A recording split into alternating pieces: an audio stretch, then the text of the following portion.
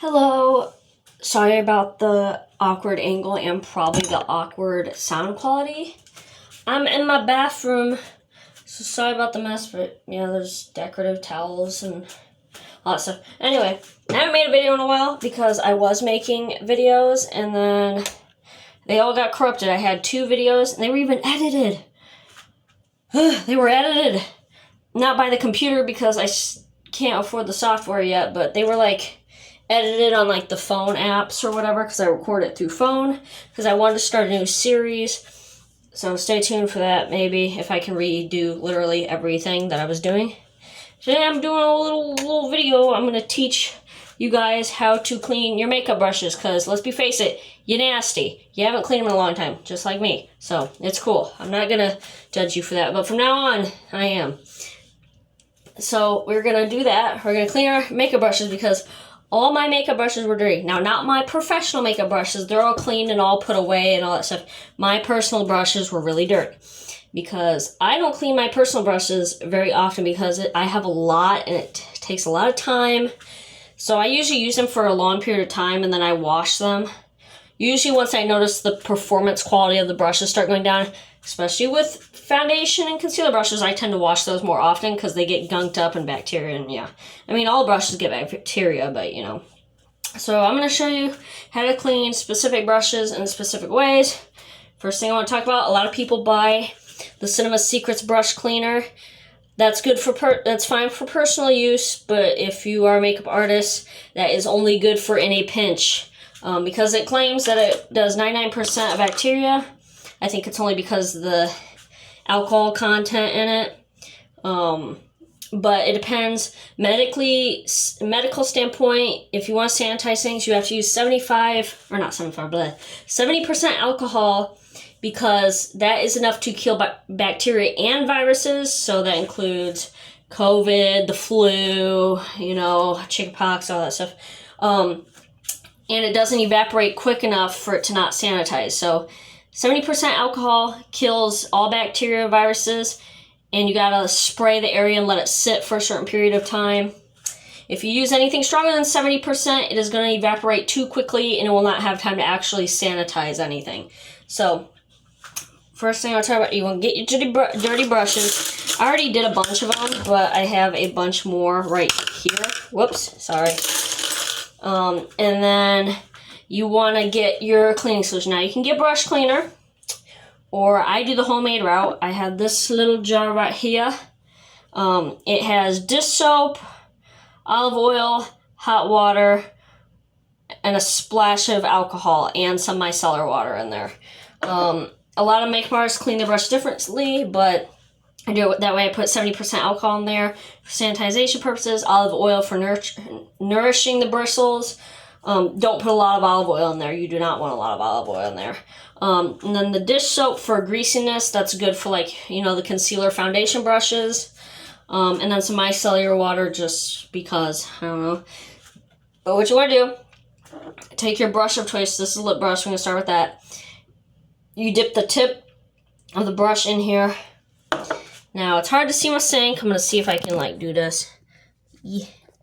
But I got one of those, scrubby doodad thingies in there.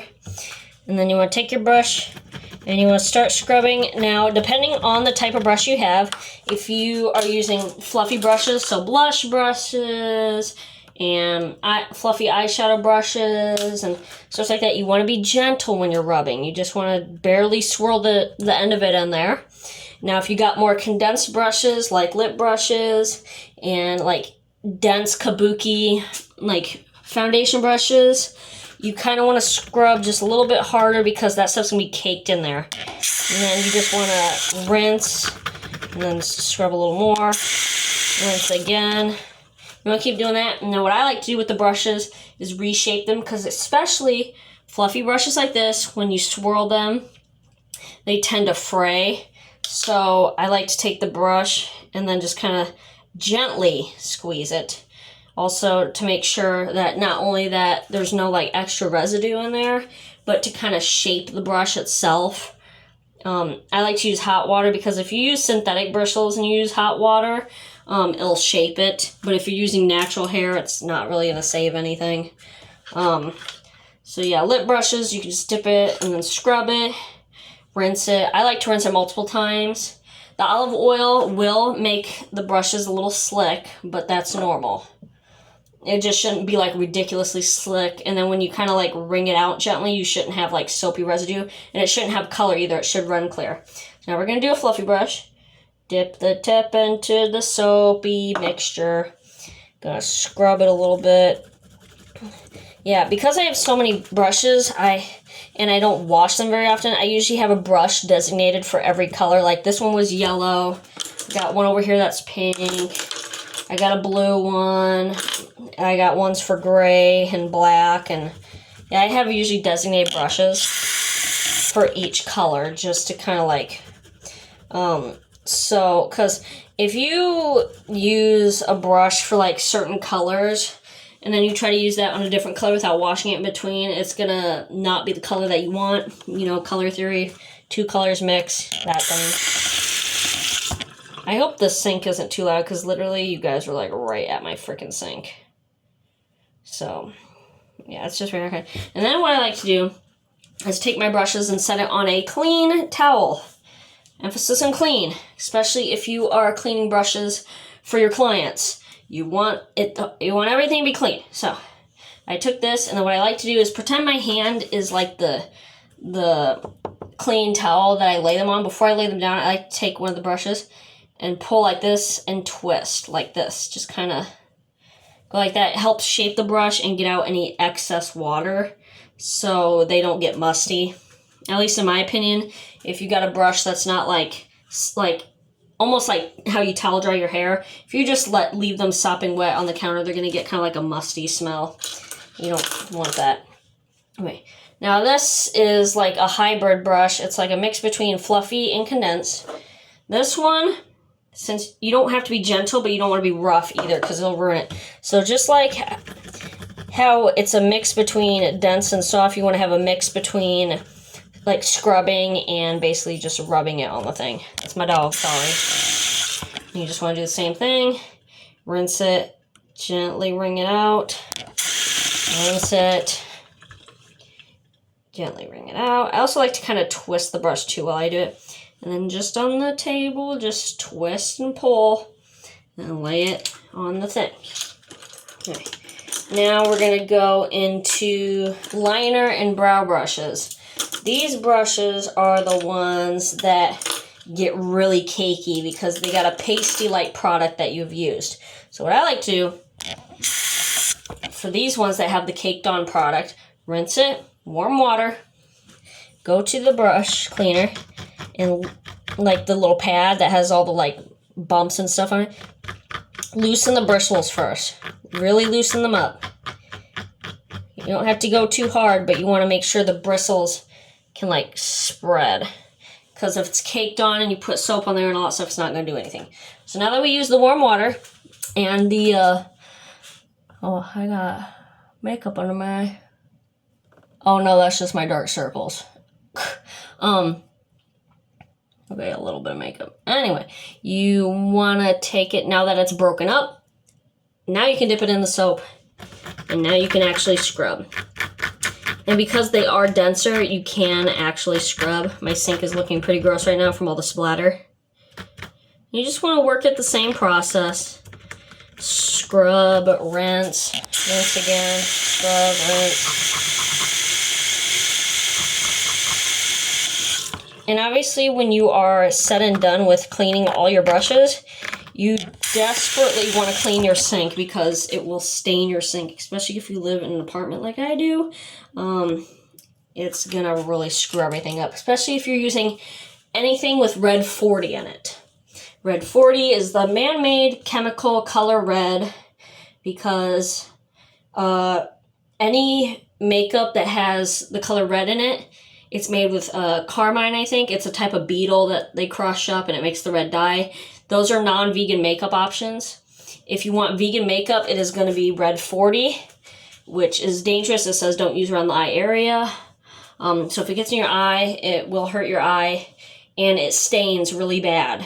So usually red 40 can be found in the colors red, pink, purple, in certain oranges and scarlets. So be warned. Just wanted to give you a little bit of that information.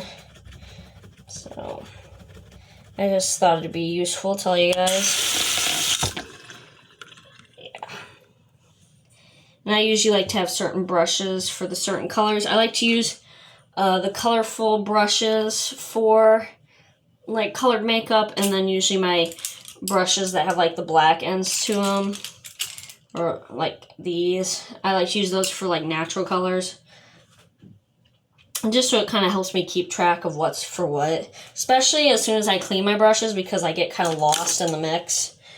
Because all my brushes are clean, I'm like, okay, what did I use for this color? Unless, like I said, you used like pink or red, then it's easy to tell because it stains it. If you use red or pink eyeshadow and you wash your brush, it's gonna be there no matter what. As long as the water runs clear and there's no soap residue, you should be good. So yeah, it's always just best. Sometimes you can't tell if you got all the soap residue off. You can take the brush and like rub it in the palm of your hands while it's wet. Like have your hand wet and stuff. And what that'll do is it'll show any like excessive soap in there. So, alrighty. Here's a fun one, spoolies, because I use some spoolies for doing colored mascara. I like to dip the actual spoolie in the soap, and then I like to find the one with the most ridges. I'm gonna pop this bad boy up. Ugh. I'm fighting it. So I usually like to use this one right here, and then I go like this. You know, actually scrub it. In every direction, basically.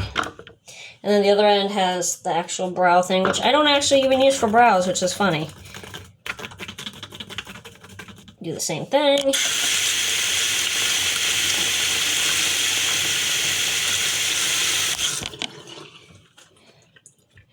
And then for the spoolie to kind of semi-dry it, you don't want to obviously like rub it like you would the brush. I like to just tap it because it will rip up the fuzz. Right. So, and now I don't have any foundation brushes dirty right now, unfortunately, because I don't wear a lot of foundation, especially right now because we've been having really big heat waves, so everybody's sticky and smells bad, and everyone, yeah. So we basically did all that, so now all you want to do is let them air dry. Now, some people like to put the brushes face down on the towel like this. If you're going to do that, I recommend getting one of those like racks that you can hang it upside down, because if you don't do it correctly, when you lay the brush on the table to dry, it'll bend, and then when you pull your brush up, it'll be bent. So I would not recommend letting them sit down unless you, or having them face down like this on the towel, unless you have a rack that they can hang upside down on. Because it's best to air dry them. If you heat dry them with a blow dryer, you're gonna melt the glue inside that holds the bristles, and all the bristles will fall out. So basically that's like the end of this video. It's one of my really short videos. If you have any questions based on anything here today, just leave them in the comments, and I'll try and answer them the best of my ability. I should. But yeah, I hope you found this video very informational. See you later.